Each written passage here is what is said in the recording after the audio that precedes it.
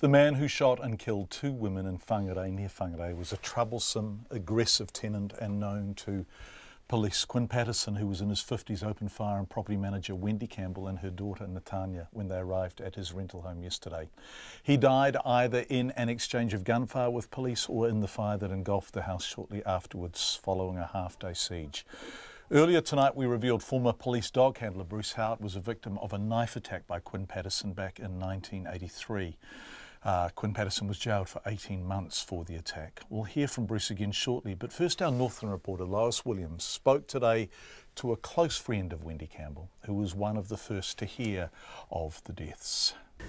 Property manager Julie Pepper was at work yesterday morning when the police arrived with terrible news. One of her best friends, Wendy Campbell, and her daughter had just been shot dead by a tenant when they went to his house to install smoke alarms. The contractor they took with them was also shot but managed to escape and raise the alarm. That tenant was Quinn Patterson, and Julie Pepper says he'd been giving her friend grief since she took on the property. He'd had visits from the police, and because of his hostile behaviour and from what Ms Campbell saw at the house, she suspected he was a drug user. We had discussed that property a few times and the issues she was having, and she had indicated that he was trying to intimidate her, but her attitude was such that I won't be intimidated. But had she known Quinn Patterson was capable of murder, Julie Pepper says her friend would never have gone near the property. The Whangarei property manager spent the rest of her day at the police station, supporting Wendy Campbell's devastated husband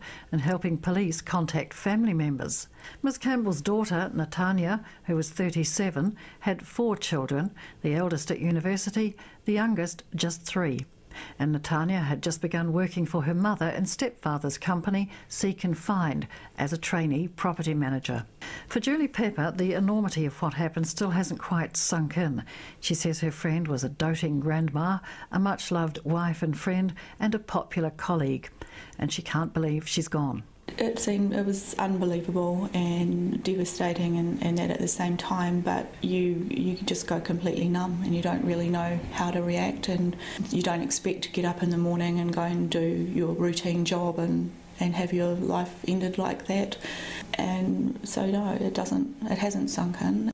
One agent I spoke to today said the problem of violent tenants has become worse with a surge in methamphetamine use in the north and in Auckland. Julie Pepper says she was threatened by an aggressive tenant just last week, just one of the risks of the job, she says. And another property manager, Robert Raymond, has sent his staff on a self-defence course. He's had 3 confrontations this year where he's had to leave to defuse the situation. He says the most recent was 3 weeks ago during a property inspection.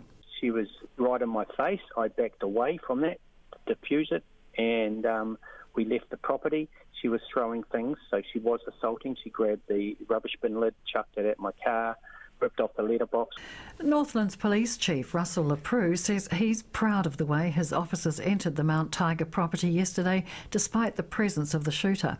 He says they formed a protective shield around the women where they lay outside the house before confirming nothing could be done for them. The bodies of the 2 women remained under guard at the property overnight, but they were to be removed this afternoon for post-mortems tomorrow after a blessing by a kaumātua.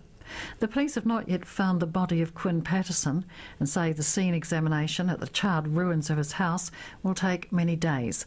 For Checkpoint, Lois Williams.